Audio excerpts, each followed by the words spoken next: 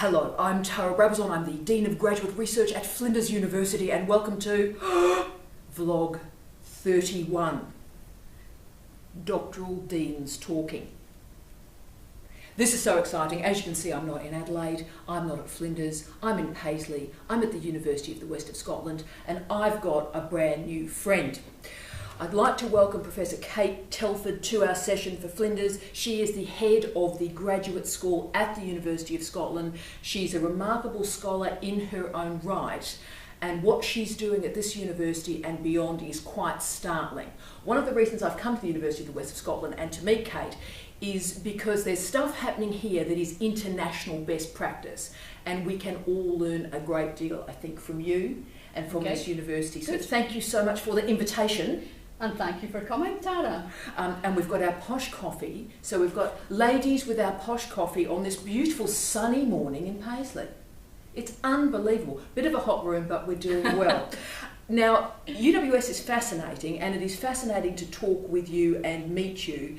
What's amazing is, and I have stalked you on ResearchGate, you are a remarkable scholar. Your work is fantastic. I think it's on appetite regulation. Is the fascinating component of it, and it's remarkable work, very heavily cited, really powerful. So the question, I suppose, as a woman, is why you made a decision to move from this incredible research career and trajectory, and you're still on it, you're still publishing widely and well, but moving to this role. How did you make that decision? Oh gosh, I've had a variety of roles, some at quite senior level as head of school, as head of a very interesting campus project. I've always throughout my career, whether I've been in teaching or in administrative roles, continued with my research. I've enjoyed research. It's something I want to do regardless of other challenging roles. And the graduate school role was a new challenge and an opportunity. And sometimes when opportunities come along, it's good to take them. And it's interesting, Gordon was very similar because he, of course, has gone through these multiple roles, and he said something very similar. When an opportunity comes up, say yes. You and I also share something else that I've only just worked out. Both of us were a head of school first before we took this role. That's quite rare, you know. What did that head of school role give you in terms of enabling the role in grad ed? I find it allowed me to manage finances, manage staff, manage students. What did you gain from that to make you a better dean, a better head of graduate research? I think it gave me an appreciation of some of the issues experienced not just by staff. And as head of the graduate school, obviously I'm dealing with staff who are working as supervisors and need support and guidance. But as a head of school, it also brought me closer to students. So I felt I had an appreciation of the needs of staff and the needs of students. Of course, both are challenging in different ways. You are very wise, but it's interesting. I think you and I are the only people that I've met that have had both those roles. So I think it's quite significant. What I want to talk about is the difference from perhaps a Flinders case study and a UWS. Your students, obviously through the 4 campuses, 5 if I include London, are quite different perhaps from an Australian model for doctoral education. Who are your students? Oh gosh, our students, I suppose, in many respects are sometimes professionals who want to engage in a doctoral programme to support the professional development. So these would be students who are doing the professional doctorate, which we call the DProf, or a DBA. So many of these are people who are in employment, not always, but often they are in employment, and they're undertaking research that will support their company or support their business. We also have a large cohort of primarily what I would call research students, in that all of their 3 years programme is devoted to research, so PhD students. We also have 1-year MRes students. And these students are coming from all over the world. So we have a range of students from a variety of backgrounds. The West of Scotland in many ways has challenges in terms of its social challenges sometimes for our students. So, you know, widening participation is part of what this institution does, and we have many students who will be the first at university who have gone on to do a PhD, and that brings with it challenges in itself. And it's probably the most powerful and important work that we would do, because I always worry in the widening participation agenda, and I've worked at a lot of those universities, that we go, oh right, they've got a bachelor degree, they've got their first degree, and our business here is concluded, ladies and gentlemen. But if we commit deeply to masters and doctoral education, that's proper widening participation. That's saying we are opening doors, we are opening lives for you, and this university will grow as you do. So that's incredibly powerful. What age? What would be the average age about? I mean, in Australia, I think at Flinders, our average age of candidate is 34. I would say our average age is probably similar, somewhere between 35 and 40. We have a significant number of mature students, and we also have a good number of staff who are engaging on doctoral qualifications. So I don't know if that's similar to what happens at Flinders. We see some of that. I think in the Australian system, that probably happened 8 or 9 years ago. So we're probably slightly skewed, but the RE and the REF probably has skewed a lot of research and teaching relationships in the UK, whereas in Australia, because we didn't have that, people did it because they felt like doing it rather than via the imperative. So very interesting. So the age is about the same. With that rural regional commitment of the university, are you finding our students, say particularly out at Ayr, are they coming from more rural environments, which we're not seeing often in Australia? Yes, we do have students from rural environments. I don't think that's different at Ayr than any other campus. Dumfries probably is our most rural campus. Right. Ayr campus, there are specialisms, for instance, the School of Education and Media, Culture and Society. So regardless of where a student is living, they might associate themselves with that campus because of the discipline. Fascinating. This is really interesting to me, because we have so much that's in common around the world with doctoral programs, but the differences, I think, are also quite significant. And we've already touched on that professional doctorate. Now, the professional doctorate in many ways in Australia is an undercooked feast. There aren't many, and even the professional doctorate in education is sort of declining in the short to medium term. You have an array of professional doctorates. How do you market them? How do you talk with students about making those choices between a prof doc and a traditional doc? First thing, not just necessarily say what we're doing at UWS, but the professional doctorate in the UK is something that is on the up. Isn't that amazing? And many institutions are seeing increasing numbers of students coming in to do a professional doctorate rather than a PhD. And that's health and education? Across health, education, engineering, of course, there's the engineering doctorate, and there are various other named doctorates. So these are becoming more popular, and certainly English institutions are seeing a significant growth in applications and number of students being recruited to these programs. That's amazing. In terms of marketing, when staff are, for instance, enterprise services or out visiting companies, then they see that as an opportunity to engage with companies and offer the professional doctorate for continuous professional development. Similarly, we have many collaborations with European partners, German institutions, and again we see an opportunity for their staff to upgrade and to upskill, and that can be done quite easily through a professional doctorate that has the 1 year talk component and then the two-year research. So although UWS has been offering professional doctorates only for 1 or 2 years, we see that as an area of growth, particularly with health and education. Also, I'm fascinated by the Doctor of Engineering. We're, I think, about to introduce one of those at Flinders. But there is always that challenge in the engineering profession that, you know, a master's perhaps is as good as you get, and it's a bit over-egging the omelette if you've got a doctorate of engineering. You're not finding that so much here? We have just written engineering doctorates into our regulations, so we haven't started to offer them yet, but the School of Engineering and Computing sees that as an area for growth. And the advantage of a professional doctorate is that you can be doing that degree while you're in employment, and you're focusing on a project that is of value to your business, your company. That's phenomenal. I will be watching with great interest how that goes, but that's fantastic, really significant. One of the reasons I'm here, and I just am so thrilled to be talking with you, is the Doctor of Philosophy is one of the last truly international degrees we have on planet Earth. Yes, we have the national regulations that we all have to deal with, and that sometimes can be a bit taxing, but it is international. So you and I can sit here and have a conversation about PhDs, and we are speaking the same language.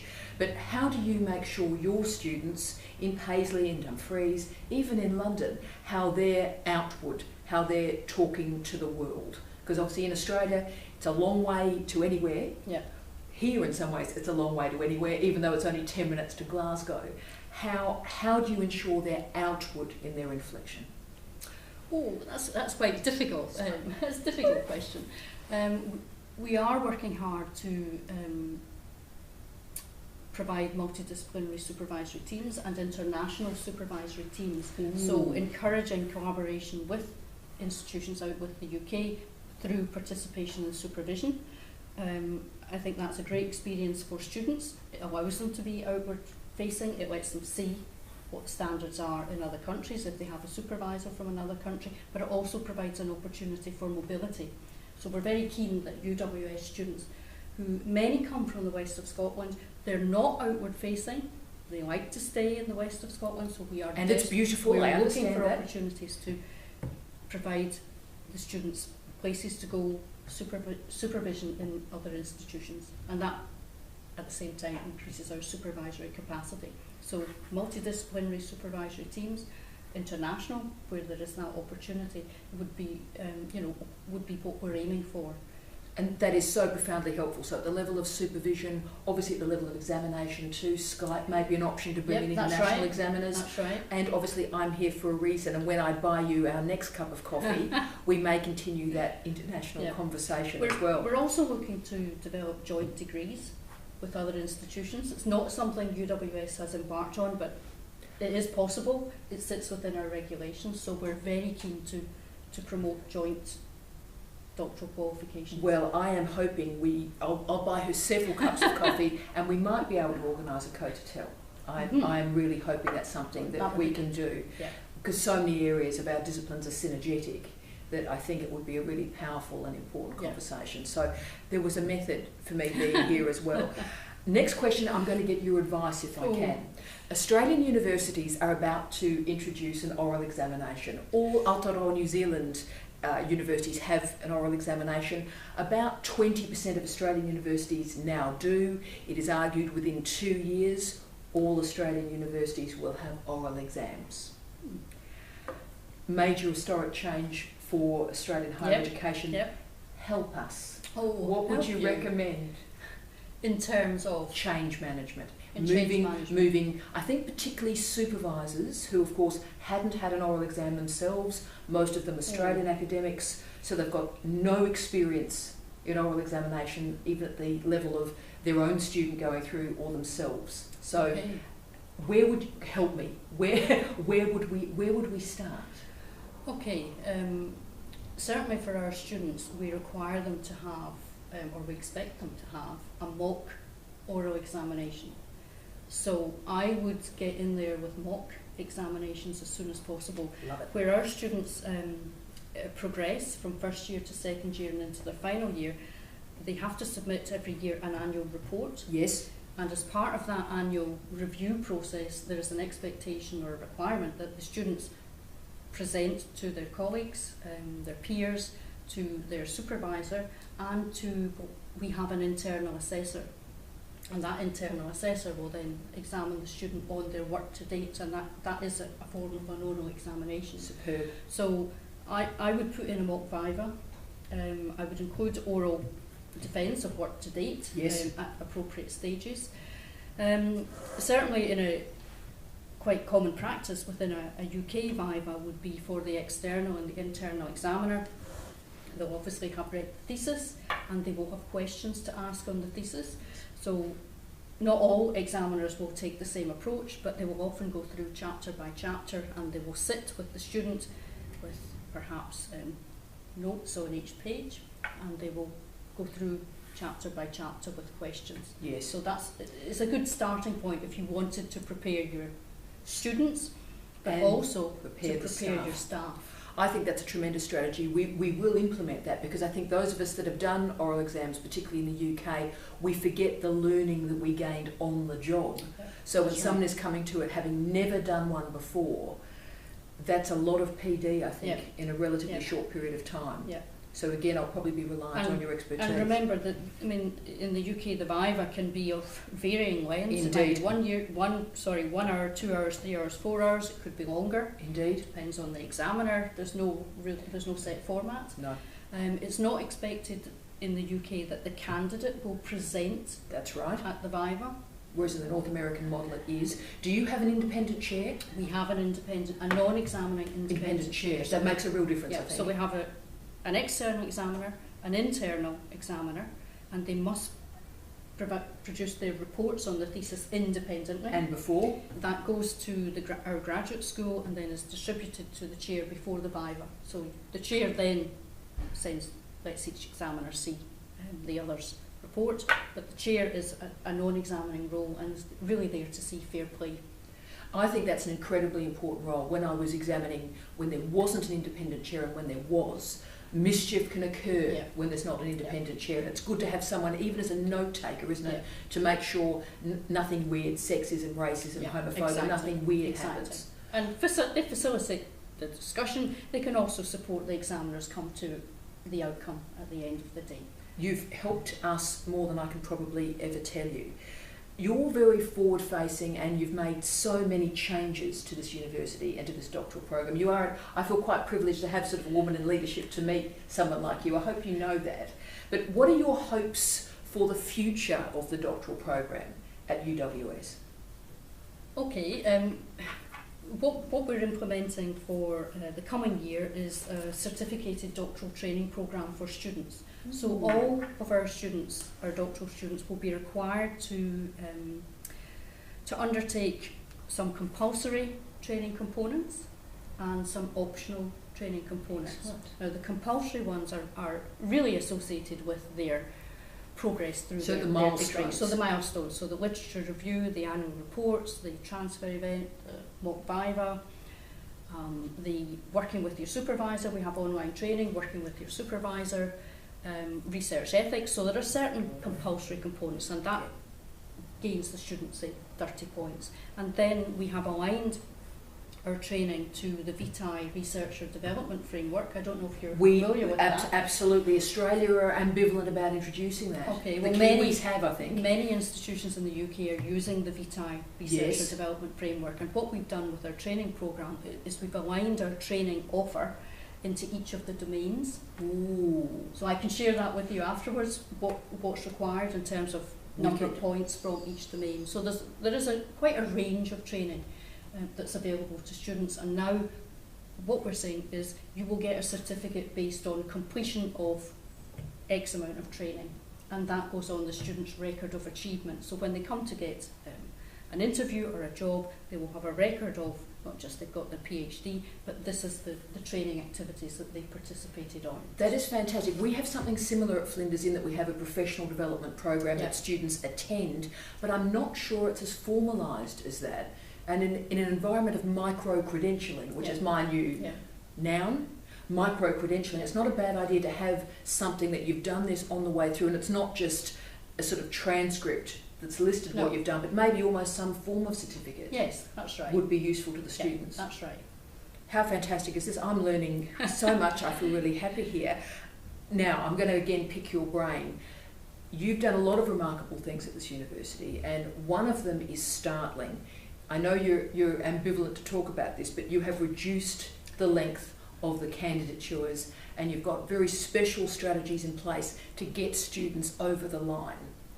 Would you share those with me and only a few of my friends? Okay, we do have an annual monitoring process. Yes. Where the students every year complete an annual review. So backward mapping. Yeah. Backward mapping, if you like. We have also now started to introduce a completion plan. So for students who are 6 months before their expected end date, which in the UK would be, we expect you to submit, certainly, hopefully, by 3 years. So 6 months before, so 30 months Yes. period, students must submit a completion plan, and that is closely monitored. Students who then progress beyond the 3 months will be again asked for an update on their completion plan.